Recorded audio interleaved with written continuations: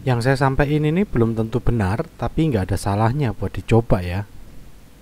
Persiapan promosi bisnis jasa. Jadi yang pertama yang harus kita lakukan kalau kita bisnis jasa, pertama jangan langsung sebar brosur dulu atau buat iklan dulu, tapi kita persiapkan dulu tahapan-tahapan promosinya. Yang pertama kita harus tahu dulu, kita harus fokus ke marketingnya dulu. Fokus marketing apa? Nah, marketing ini bukan langsung mendapatkan penjualan ya, tapi bagaimana cara kita membangun persepsi publik. Karena ingat, kita menjual jasa, barangnya nggak kelihatan, benda yang akan ditukarkan sama uang tuh nggak kelihatan. Jadi fokus kita di marketing adalah membangun persepsi publik yang pertama. Kemudian yang kedua, kita harus mendapatkan referral dari konsumen kita. Jadi jangan sampai berhenti di konsumen kita. Yang orang tadi sudah percaya, sudah persepsi kita di publik baik, orang jadi konsumen. Nah, itu harus berlanjut bagaimana caranya si konsumen ini bisa merekomendasikan bisnis kita ke orang lain. Entah pakai voucher, macam-macam lah tekniknya. Tapi yang jelas kita fokusnya marketing adalah bangun persepsi publik, kemudian buat konsumen kita itu bisa mereferensikan kepada orang lain. Kemudian yang kedua, buat komunitasnya. Jadi kita harus membuat komunitasnya. Jadi komunitas itu seperti jalan cepat untuk kita naik ya di bisnis jasa ya. Daripada kita sibuk menawar-nawarkan dan kompetitor kita banyak, lebih baik membuat sebuah komunitas. Apapun itu bebas sesuai dengan bisnis kita. Nah, kita bisa mulai dari berbagi gratis atau yang murah dulu. Nah, kalau saya sih lebih cocok jualan yang murah ya kalau sekarang ya. Kalau yang rekan-rekan mau gratis juga nggak apa-apa. Cuma kalau gratis itu saya khawatirnya nanti seperti saya dulu. Jadi banyak yang memang membutuhkan kita, tapi ketika nanti akan ditingkatkan menjadi konsumen itu susah banget karena sudah terbiasa sama gratis. Kalau saran saya sih lebih baik jual sesuatu yang murah dulu. Jadi buat komunitas misalkan membership 10.000 atau jualan paket layanan yang layanan awal kita harganya 50.000 karena ini jasa, tidak akan mempengaruhi. Kita jual 10.000 juga nggak akan rugi karena kita pakainya jasa kita, bukan pakai hal-hal yang harus dipakai habis. Kalau hal-hal harus dipakai habis perlu diperhitungkan lagi ya berapa kita ngasih murahnya itu, karena mahal murah itu relatif. Tapi saran saya tetap bayar sih kalau untuk awal ya, untuk menjaga kualitas komunitas yang kita buat. Nah, di komunitas itu kita berbagi pengalaman kita, pengetahuan kita, gagasan kita, dan info-info terbaru. Kita nggak perlu jadi yang paling hebat untuk membuat sebuah komunitas. Tapi yang jelas ada 4 hal ini, ada pengalaman yang kita bagikan, ada pengetahuan, ada gagasan, ada kabar terbaru. Jadi informasi terbaru itu juga penting bagi beberapa orang. Nah, kemudian setelah berbagi, kita buat promosi tentang solusi. Nah, promosi tentang solusi ini untuk yang sudah berminat dan teredukasi itu harganya ditingkatkan sedikit ya. Jadi dari yang tadi murah, yang RP1 tadi itu maksudnya murah ya. Ini maksudnya murah. Kemudian yang RP2 ini maksudnya yang orang sudah berminat dan teredukasi itu harganya ditingkatin dikit, supaya ada kenaikan jenjang, lebih tersaring lagi orangnya nanti. Kemudian yang berikutnya sudah berminat, sudah teredukasi dan percaya. Nah, kalau orang sudah percaya, kita bisa tingkatin lagi ke level yang berikutnya yang lebih mahal, karena orangnya sudah percaya sama bisnis jasa kita. Lalu kemudian jenjang layanan. Nah, kita perlu mempersiapkan juga jenjang layanan ya. Jadi jenjang, karena bisnisnya jasa, jadi nggak ada paket bundling macam-macam, nggak ada, tapi kita buat jenjang layanannya. Nah, jenjang layanannya ini khusus komunitas. Kita buat layanan yang khusus hanya didapatin orang yang sudah masuk komunitas kita. Komunitas artinya membership kita. Contohnya membership ya. Jadi komunitas itu yang saya maksud bukan orang harus berkelompok gitu, enggak, karena bisnis jasa itu macam-macam modelnya ya. Kalau dulu saya di parenting tuh ya memang ngumpulin orang untuk belajar tentang pengasuhan anak. Nah, kalau mungkin di bisnis apa itu kolam renang misalkan, karena itu jasa, atau pijat, jasa pijat, karena itu jasa, berarti komunitasnya adalah membership. Buat sebuah membership yang berbayar di depan. Jadi nggak dibagi-bagikan gratis, tapi berbayar entah 10.000, 20.000, tapi yang jelas berbayar. Ini untuk menyaring sebuah kualitas orang yang masuk ke jenjang layanan kita. Nah, di khusus komunitas ini kita berikan servis yang layanan yang memang hanya untuk yang sudah member. Jadi orang tuh merasa dispesialkan. Dan ada layanan juga yang umum. Tidak boleh terlalu juga menyiksa yang umum ya, karena kita pengen menarik mereka supaya naik level ke jenjang komunitas atau member ya. Jadi tetap layani dengan sesuai dengan yang kita jual. Kita berikan bonus sedikit, tapi yang layanan khusus itu hanya untuk komunitasnya. Lalu kemudian selanjutnya programnya. Kita harus nentuin programnya juga ya. Persiapan promosi untuk bisnis jasa ini siapin programnya. Nah, kita harus melakukan penetrasi tentang strategi marketing dan bisnis jasa ini. Jadi programnya jangan langsung jual program utama, tapi harus ada program penetrasinya juga. Jadi yang mudah diterima pasar dulu tuh yang mana? Video selengkapnya di video yang strategi marketing bisnis jasa ya, bisa dicek di channel ini.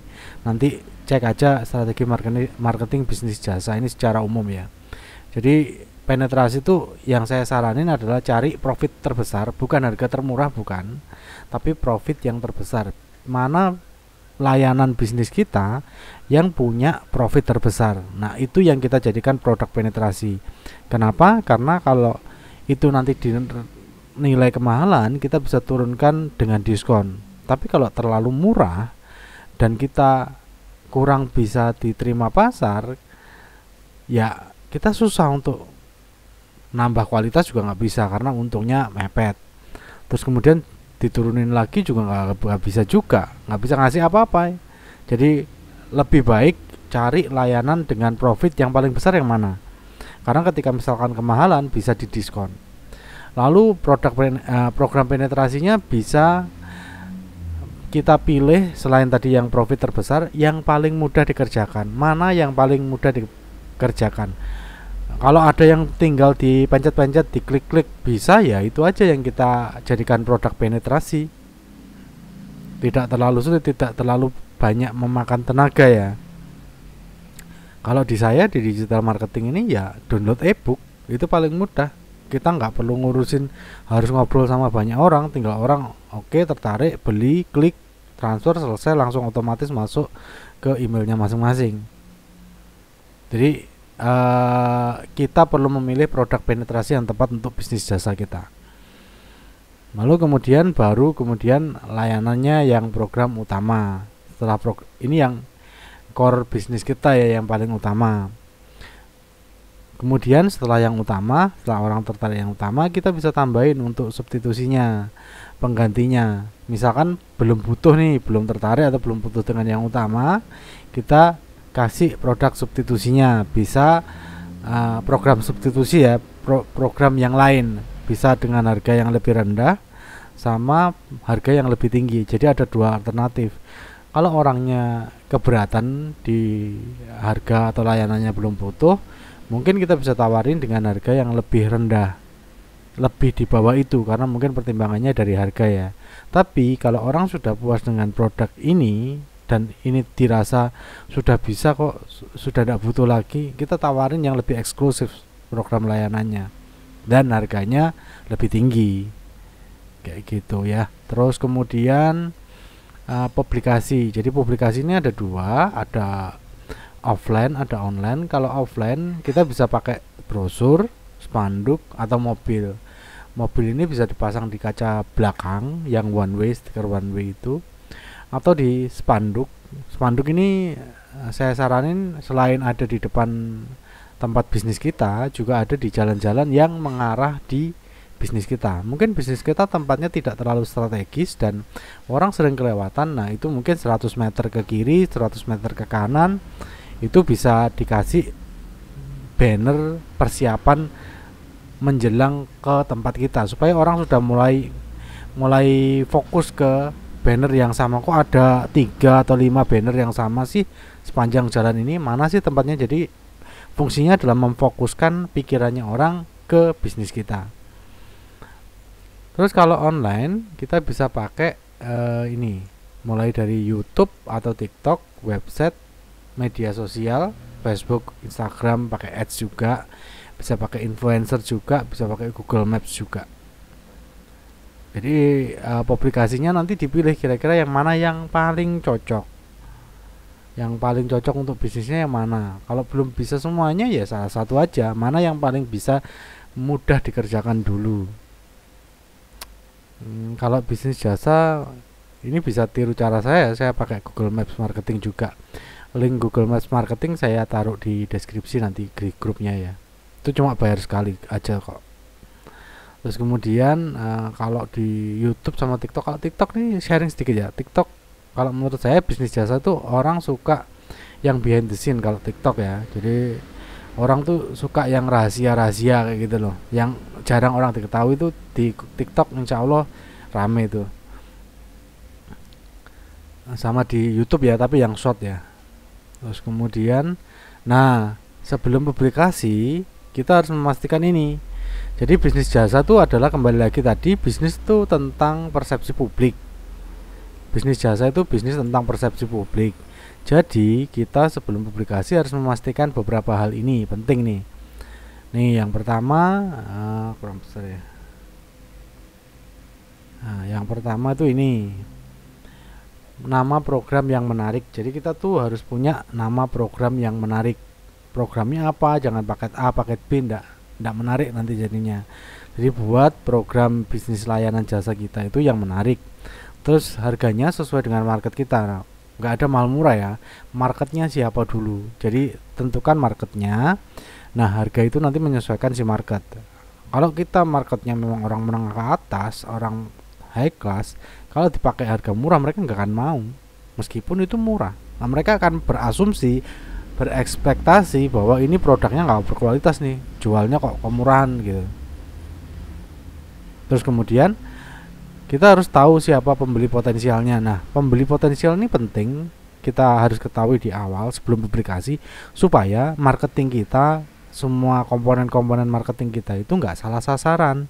Jangan sampai market kita itu orang tipe A, kemudian kita nyebar marketing, program marketing yang untuk tipe C, tipe D, nggak cocok nanti jadinya.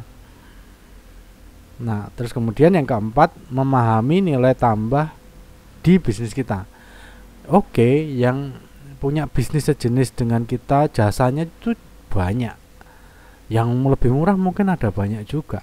Tapi apa yang membuat bisnis kita itu lebih bernilai daripada yang lain?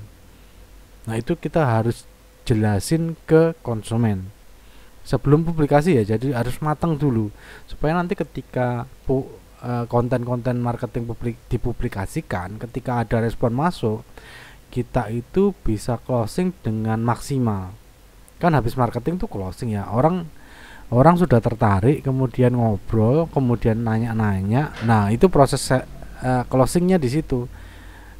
Kalau kita nggak memahami nilai tambah di bisnis kita, value bisnis kita, susah meyakinkan orang tuh susah. Nah itu yang perlu dicari.